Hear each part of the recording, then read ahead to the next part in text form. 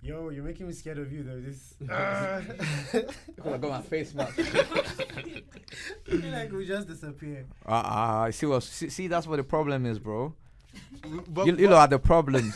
no, because You can't be scared. It had such a bad state. No, it's not nice to us, cause that's not what that's not what it is for. I mean, you can't remove the fact that obviously there are people that have used. Bro, cause you watch too much in movies, bro. That's what I happened. mean, we see it all the time. Nah, it's like it's the Yoruba movie and the Igbo movies that we watch as kids make us get scared of these things. Bro, it's magic, bro. It's magic. Okay, when you said Bring us back in. when you said like the herbal thing, bro, if you saw my face, I was just like, What? We're in Nigeria. Bro, I've been in the UK for like 13 years, bro. And I'm still the same person. I still feel the same. Bro, my friends, when I used to play football with them, they had juju and stuff. Okay, that's hard. Bro, I mean, bro, my friends that I grew up with, like I can't make this up, bro. Like, No, of course people not. fight on the football field and they got stuff Right. on them. Right. I just I'm actually really scared. like I can actually see you shaking. This is the Cruise Zone on Radio Now 95.3 FM. Up the ball, right? So we've got a big fish. We've got a big fish. big shark in the ocean. With us in the studio today, right? We're Jiggy. talking about Jiggy Boy FC. JBFC in the building. We have Kida Oh yeah, Kudz. good afternoon, my people. Good evening. Good evening. How you feeling? Yeah, I didn't even check the time. Sorry, bro. Again, it's a pleasure to have you here. We're really excited. You're masked up. But yeah, For welcome COVID's sake, that's why. It's good. Really? Yeah, I'm staying safe. for aesthetic reasons too. But yeah, because people are not sure who I am, so it's just better. So I can do what I want with my face, and you're not sure who I am. So it's kind of cool. Isn't it a bit intimidating though? People can't I feel gauge. it is. That's hard. Okay, imagine you guys are feeling it right now. But anyways, how you feeling today? You know, I feel good, bro. Can't lie. I went to the gym, went back home, got to the shower, had a nice smoothie, and I'm happy, man. Healthy lifestyle. Healthy man, happy man. But yeah, welcome to the Cruise Zone. Where do we begin? On the surface, to a lot of people, it might seem like maybe over the past 4 years, Kida Kudz just surfaced. But I've been watching a few interviews, and you've been grinding all your life. You've actually been Literally in the public stage all your life. So, for you, where does the Kida Kudz story start? I actually won my talent show in this area, in Muson Center. Yeah. the pick. Yeah, Peak Talent Show, and that's when. But aren't you tired of talking about that? That's where talent my life started from. Right. Like that's the genesis of like me making music. Without them people, I don't think I'd do music. Because at that age of mine, I was going to be a vet doctor. I was going to be a doctor like my dad, So music just came from me being on the streets and going out without letting my mom know and stuff. And I just came back and there you go. It's a rapper. And from then, that's why I had like a MTV base came to my hood them times to do like a home interview. With you back then, after on the back of Before the Peak Talent Show. Oh wow! Before. Yeah, because I did win Sprite Triple Slam the same year. Okay. So they came because of your dancing, or because Nah, I of won the the music? Talent Show for music the same year. I won Sprite Triple Slam for my city for IB. Then I came to Lagos. Then my basketball team, because we had basketball, music and dance. So I think my basketball team messed up. That's what caused off the competition. But the same year we went for Peak Talent Show. Right. You know what I'm saying? That's interesting. So the Sprite part, a lot of people do not know that. So Yeah, it was always really been like, nice. oh, It it's was not really for nice, big. man. And that's really interesting. And you sort of already mentioned this. So you've lived in the UK and of course Nigeria as well. Of course. And how important is it for you to maintain that connection with the homeland, if I may say? Because I think it's just 6 hours away. It's not far. Like right now, because as I'm older, like I do this flight now. It's easy. It's not like I used to be like I'm traveling. Like it's actually nothing, bro. Like you can be in a Lagos traffic and you could have gone to London and you've landed there. Right. Yeah. So I feel like the UK and Nigeria is so close. I don't feel like I'm left out anymore. Back in the day, I felt like it was like a traveling again on a plane, but because the job we do, I'm always flying, going to different countries and stuff. So like, it's not a challenge anymore. I'm saying if I don't go to London right now, I can be on my way to the airport, and I'll be there like in the morning or something. You know what I mean? So you've mentioned growing up in the mud. I think you even said you've said a bit about spiritual warfare and things like that. So the culture shock. How did you acclimate yourself going over to the UK and then coming back? And to people that think Juju is not real, what do you have to say to them? Well, black magic is real. So I don't know about people. You have first-hand experience. Of course, I grew up in IB. I've seen so many things. Did you practice it yourself? Were you taught? I don't think I can speak about that because I don't know how my generation feels about like black magic. But I just know that back in the day when our peoples were in trouble, like that's what they used. And I mean, and it's herbs, it's nature, it's natural stuff. And I mean, I'm not saying people that do wickedness to people because karma is gonna come back. You know what I mean? But I'm speaking about like helping yourself and stuff. You know what I'm saying? I'm sure you know what Iwatigbo means, right?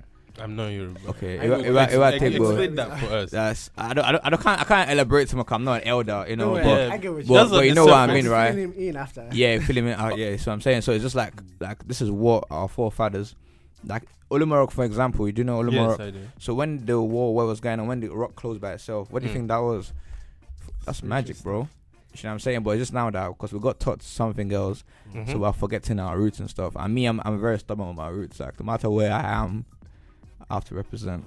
So how has growing up in the hood, sort of coming up from that sort of place to where you are now, how has it influenced your person? Do you guys know 21 Savage worships Ifa? Oh, yeah. Really? You guys go check his interview. And I felt when I saw that, I felt so disappointed in myself. I can't lie, because I'm like, what the hell? This guy's over there in America, he's a big American superstar, and he's going on an interview and say, "What's the religion?" and say, "I worship Ifa." I mean, he's from UK too. See all that. I don't care. See me, I believe that he's from America because that's how I knew. I've never heard any British accent from 21 Savage. So it's just one of them ones that it was just there, blah blah blah blah blah. That's all social media. If he didn't say I was there, blah blah blah, I won't believe in it. You know what I'm saying? But look, I was worshiping, bro. That's what came from over here. So you, and of course we're going to get into top member, but you have a lot of Pan-Africanism, black first. Afrocentricity in you. Where did that curiosity start, and what has been filling that curiosity for you?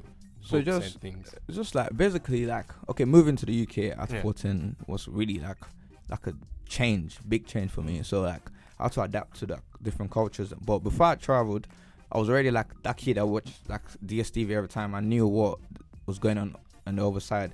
And also I was a creative kid, and them times I knew a couple of UK artists anyway. Right. So when I traveled over there, it was like, oh wow, like I gotta learn something new basically. And I think without the UK, I won't be who I am today basically, because I feel like I went in the perfect age that I've learned like wanting to learn as a teenager, done in Nigeria. Then I went over to the other country to like educate myself like in music as well. And I think that all that blend makes like a perfect Kida Kudz. So was the Afrocentricity you trying to keep a hold? Because it seemed like when you first went, you weren't too happy to be in the UK. You were like, yeah, it was quiet. That's why it was mad quiet. Yeah. Because I went with my dad's house in Kent, and my dad's a medical doctor. Like I said, it was very quiet. It doesn't like no noise and stuff. So it's like me coming from like a lousy area that I had a church in front of my house, I had a beer parlor in front of my house, I had a mechanic in front of my house. So like when I come out every day, there's bare people outside. So now I'm coming to a place that I can't see no one. So like it was affecting me mentally because that was my first time ever traveling outside like my spot. So then I've moved to like my auntie's house in East London, and that's where I started feeling like I love this country. You know what I'm saying? Because I started seeing more people, and seeing more people that I can communicate with. I went to the barber's shop, and that's where I started feeling like I'm gonna stay here now. And then it still didn't work. I still felt like mad homesick, and I still ran back. Then I came back again. Then that's when I started studying music production. I went to uni, I studied film production as well, and I studied music business and audio engineering. So I was just trying to like educate myself so I can know what I'm doing out here. You know what I'm saying? I think everything, like a lot of artists need to educate themselves when it comes to like the whole like music business side, and also like RIP Nipsey also it taught us a lot about like being independent and stuff, like when it comes to artistry and stuff. So like all that really helped. You know what I mean? I can't say if I was probably stuck in Nigeria, I don't think I'll be the same person now. I wouldn't. You know what I'm saying? Because I needed to branch out. Like I was that kid that even my fashion sense, like I don't think I could have like survived. And I wasn't like a child that I was going on holiday to the UK. I was in Nigeria, I was in Ibadan. So my first travel was like a serious travel. Like that's after I won my talent show. Then I actually flew myself over there. You know what I'm saying? And since then, just being is what it is. Random question. Sorry, Dan. Are you influenced by Lagbaja? My dad went to school with him, Right. Yeah, and I think that's enough for me to actually be able to wear face masks. Have you met him? Nah, I'm trying to. My dad is trying to line that up. I actually told my dad the other day because they still speak on wherever because they went to the same university. Or, interesting. yeah, so like he says he's gonna reach out to him, but I want to meet him on some like that's my dad kind of stuff. So you know what I mean. But I need him to be on my album though. That would be so fire. All right, so let's get into your music now, right? I think your first, shall I say, major song right after the Peak Talent Show was your song with Olamide, correct? Yeah, and that was Kusuri Moscow. Yeah, Kusuri Moscow, and then right after that your song with, is it OJB? Yeah, OJB. Yeah, so and at that time there was a certain way, there was a certain sound that you were on about at that time. And you've also spoken about the fact that, you know, you were really big on Lil Wayne at that time. Yeah. Right. So, what do you think about, you know, superstar effects on the kind of music that we get around a certain period? See, I can't speak for everyone, but I can speak for myself. Right. You know, so like over the past years, I've found myself. You know what I'm saying? Like me rapping at age 14, I was a kid. You know what I'm saying? People were taking me serious earlier, but I was a kid. You can't compare 14-year-old of my generation to the new 14-year-olds. Now they're very advanced, more advanced than us. So me, I was like, what's going on? I'm having bare people that love me, but I don't really know what's going on. Like this is what I do in my living room. Like I'll rap in my living room and dance in my living room. So now I'm in front of people and they're loving me every week. So it was like that to me. I was just loving the fact that people love me. I didn't know that this is about to be like a career or business or whatever. So after that, it's me like just trying to find my sound. And it took me years, man. You know what I mean? And after I dropped the Survive like 4 years ago, which is still relevant today when I go to a show. You've always referred to Survive as sort of the beginning. No, that's the beginning. That's when I started my career. So every other thing from all that talent show stuff was just like, I was just having fun, man. Right. What defines a music career? Because you've been making music. So why do you think? Why is that the starting point? Yeah, because as an artist, I felt like I just got ready when I dropped that song. I felt like, okay, this is me now. Like, what changed? The spirits, bro. I can't say that, you know what I mean, because it's not me that brings all this thing. So I think that day I felt it. That this is it, bro. Now this is what you need to sit on. Now this is what you're gonna like capitalize on and build on and just try to make it better. And I'm still working on my craft to today. Top Memba. You understand? Crazy mixtape. Again, though, you're very poignant in your lyrics. You open and close the album or the mixtape, with the themes of institutionalism. So never saw us. Of course, you say the system wasn't built for us. Animalistic, of course. There's so much there to pick apart. Why?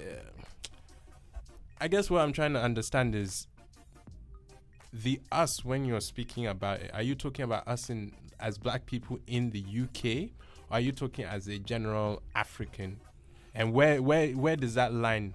Where are you talking as an African in Africa and an African in the UK? So this is problem that I cannot solve, you know. Yeah. This is like probably what my forefathers are whispering in my ears when I'm trying to write lyrics. Like, bro, say this stuff, bro.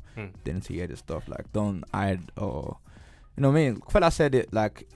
Musicianship, like if you're not speaking about these things, you're not a real musician. Like you don't believe in you just dancing to music. You know, if you're not saying anything that people can hold on to, doesn't make any sense. You know what I'm saying? And I feel like my generation was also lost in like I'm trying to blow up, bro.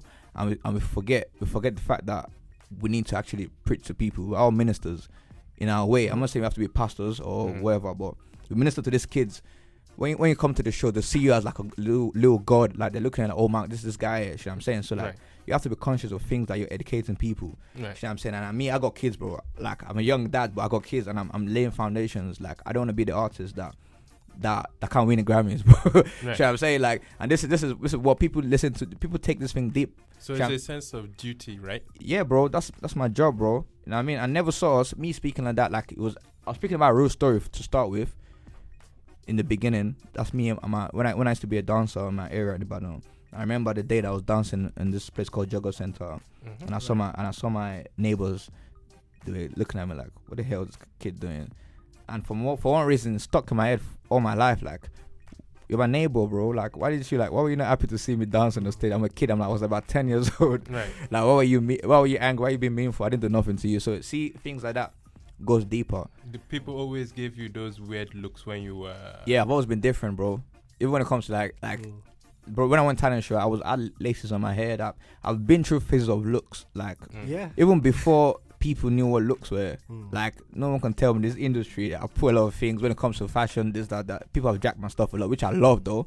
When I was young, I never let people jacking my thing, but I've seen every year I have to evolve into the next kidder.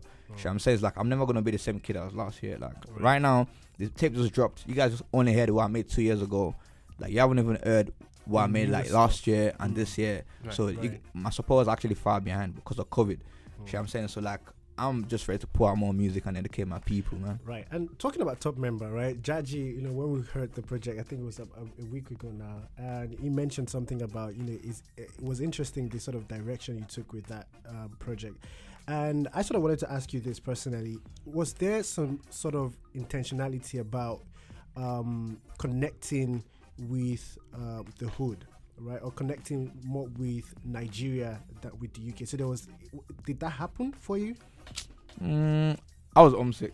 I can't lie, I was mad homesick since early this year, and I've been in Nigeria more than anything, like, cause I'm like, I've been so far away, like, my people love me, like, I've done a couple shows, and I'm like, wow, like, I actually feel bad, like, you'll haven't been able to access me, cause I'm always in this place or that place, and this is where, like, everything really kicked off for me.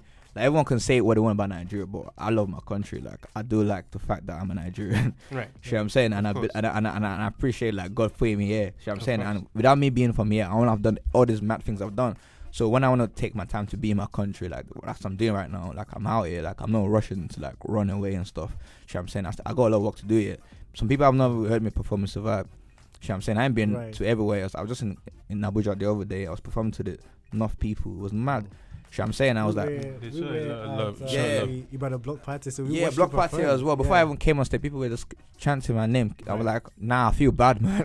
How'd you feel? Was that your first headline performance in IB? See, Ibadan, every time I come out, it's mad. Like, they know me as Coyote, you know. So it's like they show different kind of love. Like when I was performing, when I was performing the other day, like that, really. Yeah, I was seeing my boys and that, like. From the stage, I'm like, wow, you're here, you're still here, man, you're still alive. What the hell? I ain't seen you in like 20 years, bro. What's going on? You know what I mean? That's how it is for me. But I have my classmates in the crowd. You know what I'm saying? Even the other day, police couldn't do nothing. Like, they were dashing the police away because these are my people that they know me well, and I will always welcome them. Right.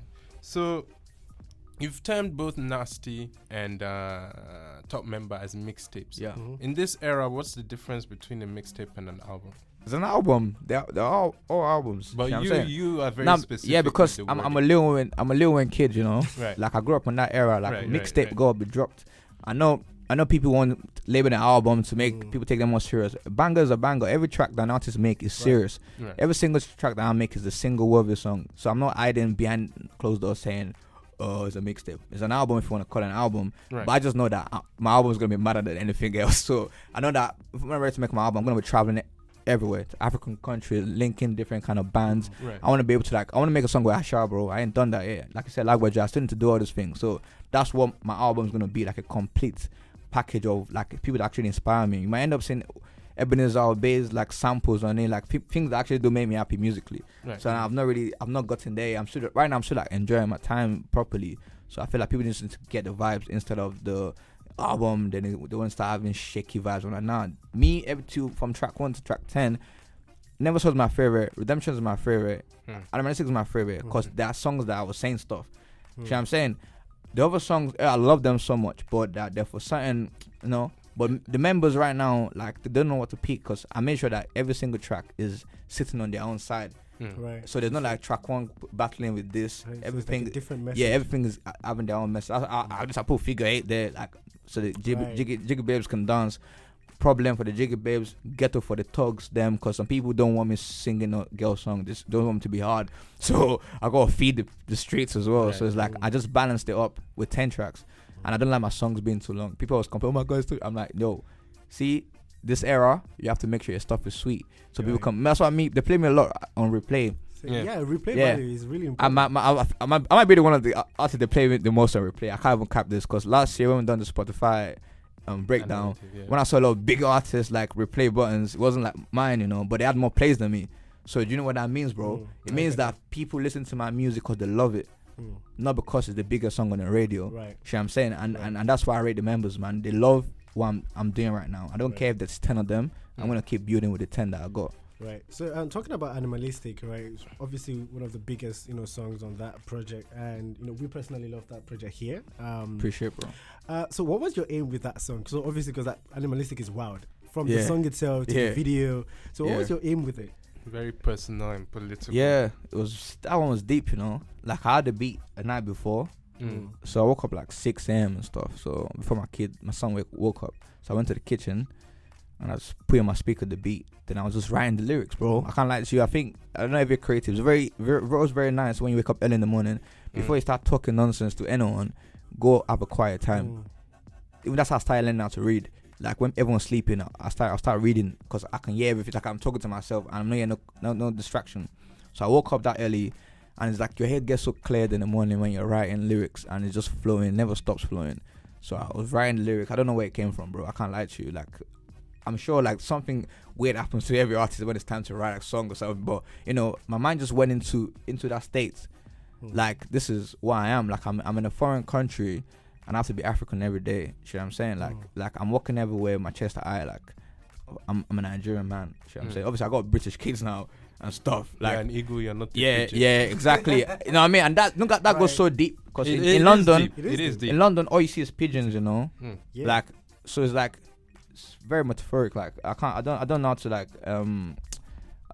put it like in place. But the second verse, one of my family members got arrested that morning. Right. So police broke into the door and they scooped him, and that's when I went back in the studio. Went after they left. So instead of being sad, I went back to record to what I was doing before I was recording the song. So I went back to Animalistic, and I just typed like the gangsterism got us locked in prison. That was how that second verse came. Wow. So that I swear to God, because I was like, what was the first verse of Animalistic?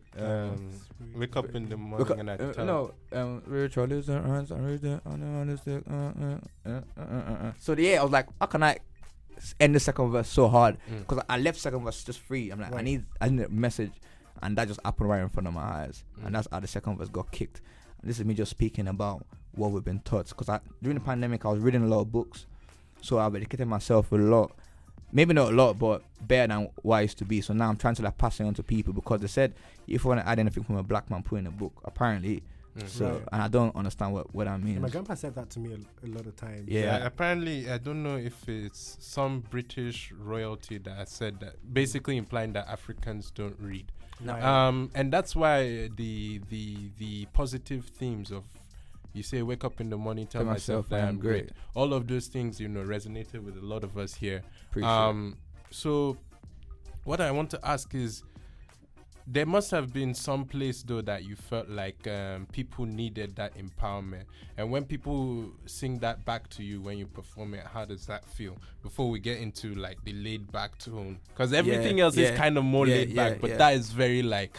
Yeah, I think Animalistic, Ghetto, Problem, and Never Saw Us, right? All those ones that, but I don't see Never Saw Us as I see it as my favorite song. Not as Redemption and Never Saw Us are my favorite. I can't lie to you. That's why I put them on replay when I listen to my own personal time. You know what I'm saying? So, and I didn't shoot videos for them, because these are songs that artists would never want to shoot a video for. But right now, I can say that the members are loving those tracks even more than the ones I thought they were gonna love the most, because they love the messages. Like, because every other artist can give them all that party stuff, but they need to come to me to like hear some real stuff. You know what I mean? So like, it's mad, bro. So what do you call this laid back melodic vibe? So basically, my supporters love. So that's like okay. So now let me bring it to the Jiggy world, right? Right. So there's Big Jimmo effects, right? Big Jimmo effects when I'm spazzing, bro. Like Never Saw Us. You know what I'm saying? And when there's Kida Kudz, it's Problem. Like things that are more like people can dance to and stuff. Like again, it's a Kida Kudz tune. But when it's like Big Jimmo is like, I don't care about what the radio thinks or what the TV stuff, but this supporters go hear this music. Right. You know what I'm Is saying? this that Afro swing we saw, like a lot of, I don't know, your contemporaries from the UK, like that 2017, 2018 wave? Is it what we're seeing mature now? I don't know, man, but I know a lot of people listen to Kida Kudz on SoundCloud though. So like, Still. so you know what SoundCloud means? That's where people steal their ideas from. Right. You know what I'm saying? So like me, I believe in Afro beats, bro. like that's what Beba Fela made. You know what I mean? So like, what happens in the UK is like it's lovely that people are having to like pick up on what's going on over here. But me, I didn't have to pick up anything. I was already that. I could speak Yoruba more than anybody else. And I'm not even lying, bro. I had A1 in my Yoruba. I'm not capping this. And you're always proud of that. Yeah, You're very like, proud of yeah. it. Yeah, he's very so proud like of it.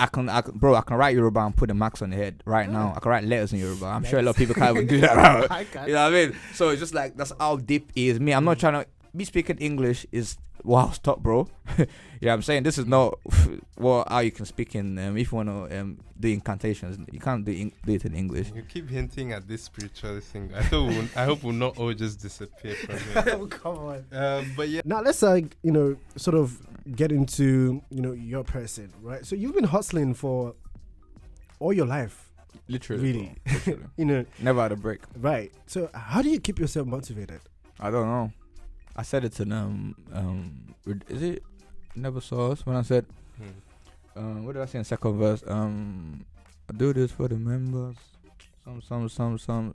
Sometimes I don't want to do this anymore, basically. You know what I mean? And I said, whenever I pick up the mic, I do this for the members. I said, sometimes I want to spaz. Sometimes I want to bang my jazz. Sometimes I want to party out. Sometimes I don't want to leave my yard. These are conversations I have with myself. Like, sometimes I don't want to see nobody. Sometimes I want to just be in my house in the dark, bro. Right. You know what I mean? Just like elbow neck. Because it's not easy on a kid that... I've been an entertainer since I was 14, bro. Yeah. Like, every other artists are so lucky because they came in the stage that they're just internet and stuff. Like, us man had to just do things like the proper way. Like we had like no help. We have to do ourselves proper. But now there's bare playlists, there's things like that. So like me that I've come from that generation... So you consider yourself that generation? Nah, I'm 26, bro. I'm still young, bro. I started as 14, bro. It's been tension, bro. It's been mad tension since 14. Like, I've been doing the same thing, bro, all my life. So, like, there's never a break. Sometimes I feel like, maybe I should do something else. But there's nothing else I can do, bro. Like, this is my calling. Like, when I'm angry, I make music. When I'm happy, I make music. Like, I have music for every, like, situation I get in. Like you said, you've been doing this for a really long time, 14 years. And, you can't underestimate the fact that relationship in the industry are really important. For example, I know that 2017, your first headline show in the UK, you had the likes of Olamide Naira Marley. That was a surprise for me, though. Like, back in 2017, Naira Marley was... I was always the person to bring people on every new stuff. Me and Naira have been friends for like years, like in London. Like, I used to see him in Peckham every like evening when I was on the roadside as well. You know what I'm saying? So it's like, I knew Naira... I mean, I put a lot of people Naira before Naira even moved over here. Like, I'm like, you know this guy, So how's it been, maintaining, different relationships in the industry? Because we know the industry is nasty. Mad. Yeah, it's mad. Yeah, it's crazy, man. I don't know, like, because I'm an air sign, bro. Like, I proper like just do my thing. Like, I'm just in the hair, bro. Like, I'm in no box. Like, I can't be in a room for too long because I'm a leader, bro. Like, I'm not a follower, bro. You know what I'm saying? I'm leading me and my members. Like, member support, we call each other top members, bro. Right. We all have the same rank, by the way. You know what I'm saying? But there's different people that they mean a lot to me. Like, when I see them face to face, I know them. That means they do too much than being a fan. You know what I'm saying? And that's why I don't call them fans, because they do more than that. You know what I'm saying? So, like, I don't know. The industry is nasty, but like you said, but me, I keep, like, a healthy relationship with everyone. You know what I'm saying? I also respect people that I know. Like, people that are that's my big brother for life. You know what I mean? Like, we might not be, like, conversating the way we used to and how close we used to be, because we're really close. You know what I mean? Like, we're not really that close anymore, but that's my big brother. Like, anytime that we get a chance to speak, is all very love. You know what I mean? And everybody else, you know what I'm saying? Like, Burna is another, like industry, like, broski. That's a big brother as well. It was on a remix of his Survivor. Yeah, and it brought me on stage for no reason. It didn't have to do it. You know what I'm saying? Like, shout out to Burna, man. You have a lot of reverence for family, of course, particularly your mom. So how is your relationship, evolved as you've grown as an artist, and how does she, how has she welcomed your success? Yeah, mom calls me Kida. I can't lie. So it's like, when my dad calls me Kayode and stuff, but when they're not together, my mom still calls me Kida, because obviously I made the name in the house, and I told her, this is my artist name when I was 14 and stuff. So obviously, yeah, but everything is smooth, man. You know what I'm saying? Like, I'm a very, like, I'm a mama's boy. I can't even lie. Like, so like anything happens, I'm gonna call my mom first before anything. You know what I'm saying? So it's like, the relationship is smooth. And she supported your music. Okay, before I went to pick Talent Show, I went to our room. I thought I was gonna win it. It sounds weird, but I did go into our room and I said, I'm gonna win it. I win 10 million naira. I'm gonna give you 5 million naira. actually did win the talent show. It sounds like, but no, as a kid, Right. you probably have some powers in your tongue and stuff. Because Right. them times I wasn't thinking about talent show like something big or crazy. I just went to my mom's room, I sat down there, I remember I was just telling her, I'm going to a talent show, then I'm going to win it, then I'm going to bring the money back home, then... And you know, now you're a father, Yeah. right? So you know, there's been mommy's boy, and then there's been a Yeah, father. yeah. Right? You know, what has fatherhood taught you?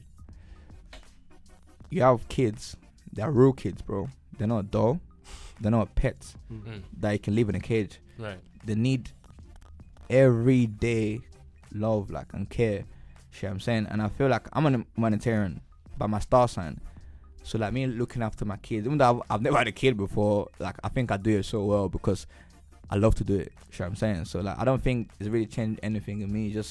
I'm just stepping to different like ladders, bro. I'm just getting on greater heights. Like I'm a man. This is my job. It's like I have to, you know what I mean? Like when I'm gone, and when I have these kids like backing me up here, you know what I'm saying? So it's like this is my duty. I have to do this.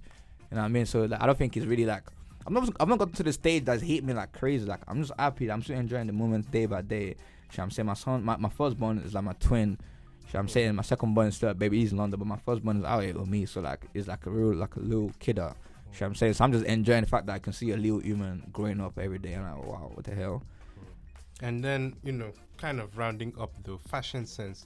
Obviously Jiggy line has been doing major things for a few years now. What's it been like partnering with organizations like Daily Paper and things like that?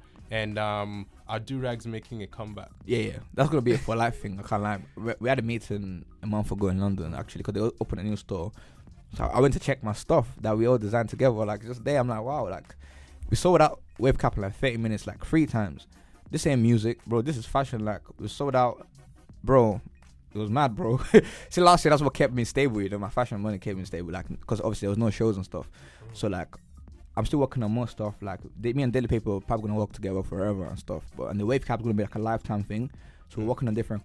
I shouldn't say that, but we're working on something with the Wave Cap that's gonna be out for the rest of our lives, basically. Right. You know what I mean? Because like essential things like we need it. We get expired and another fresh one. Blah blah blah. So yeah, and I'm working with other people as well. And also I'm trying to open a store out here for Jiggy apparel, so that's what I'm still like I'm banking on, so that my guys can get a fleet every day, so we don't have to like go outside the UK, outside Nigeria to order stuff anymore, so we can have everything out here. You know what I mean? Then That's finally, of course, we having Jiggyfest in December. 1,000,000%, bro. Yo. What? I can't wait to perform. Yeah. I'm gonna be crying on stage. What the hell? I feel like I don't miss my members. I miss the members. I feel like I still have like I've done great shows, but I still have like. I like to be intimate with my supporters. Like I like to like spend time without rushing and thinking someone's gonna keep me off stage. Like I want to like be able to chat to them. You know what I mean? Spend time. I give my fans my shoes. Yeah. I take off my shoes and my shows. I go back on my bottoms, man, and my socks. You know what I mean? I can't wait to do another Lagos show. I can't do my headline in IB, but I'm trying to go on a uni tour for Top Memba. That's what we're trying to put together right now, because I feel like the universities they really do need to, you know what I mean, see artists to help them in their mental. You know, I mean, it's not easy being in uni, locked in uni. There, you need a bit of fun. So I'm trying to make sure we can pattern that up. And there's a couple of states, whatever. I want to do that ASAP so I can, I mean, like see my people. I'm just performance sick. I want to perform every day if possible, because I got some music that I haven't even performed. You know what I'm saying? So I need to catch up. Right. Kida, Jiggy, it's been an amazing. Jiggy, it's been an amazing time. Who says it better? I don't know. Remember, say it better than me now. I can't lie. no way. But It's been yeah, amazing. It's been amazing. truly honored to have you here. Thank you for coming down. Hopefully the Arab boys will let me go now. Of course, and we hope to have you come back soon. Sweet. Thank you so Thank you so much. Well, we'll be signing out with one of my favorite tracks of Top Memba, Machiavelli. Only One you? of mine. Is it only Sorry. your favorite? One of mine. All of a sudden, Alamalistic is just, I mean, Machiavelli is not climbing them. Yeah. I tell you now. Yeah, so we'll be signing out with Machiavelli, Appreciate right? Thank you so much for coming through. Appreciate you Djaji, guys. Dan Akins on the That's the Cruising. We'll be right back. Nice. Thank you. That was my first time staying for so long. Them man know I'm the truth. I got power and the truth. Jiggy. I need goods. I need Cali. I mean, Machiavelli. Like I'm